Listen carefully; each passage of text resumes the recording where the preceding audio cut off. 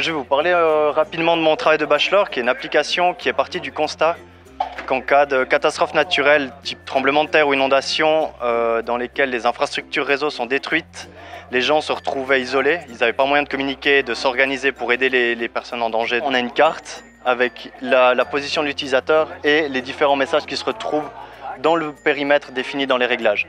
Le but de l'application, c'est de combler le manque des secours pendant les 2-3 premiers jours avant leur arrivée.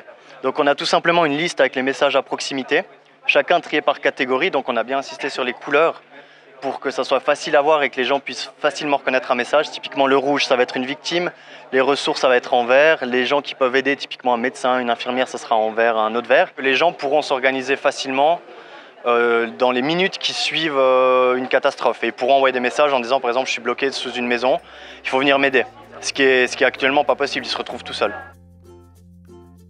Mon travail consiste tout simplement à éclairer des zones non développées au Burkina Faso. On a des panneaux photovoltaïques qui produisent de l'énergie qui sera ensuite stockée dans une batterie.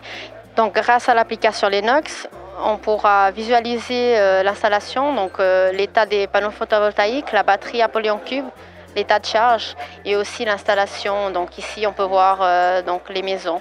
On a la possibilité de calculer la consommation de ce réseau. On peut ici aussi, dans côté management, gérer l'installation. On peut l'éteindre, l'allumer, varier son intensité.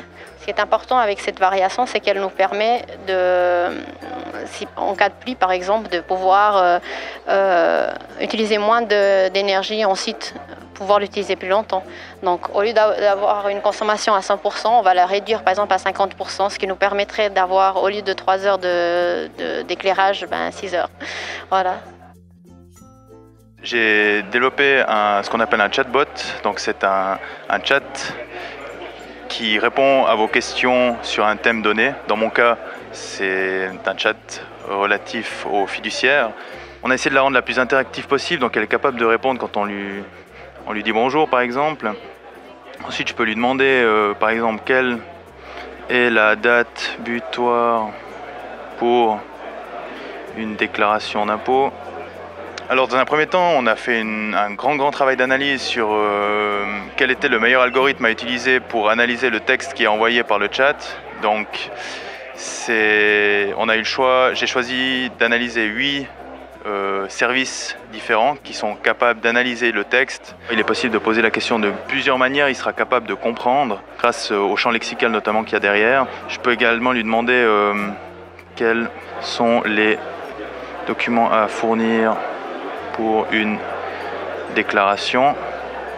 Et ici, je devrais pouvoir avoir en retour un lien qui me permet justement pour la fiduciaire en question d'accéder à un PDF qui me dit les documents que je dois fournir pour ma déclaration d'impôt. Ce qu'il faut savoir, c'est que le chatbot ne peut pas répondre à toutes les questions. Pour les questions plus spécifiques, par exemple, via un outil de prise de rendez-vous, il est possible de prendre rendez-vous avec un expert, de choisir une date. Par exemple, ici, le 5 octobre, sélectionner une heure, donner mon nom et puis confirmer un rendez-vous avec un expert.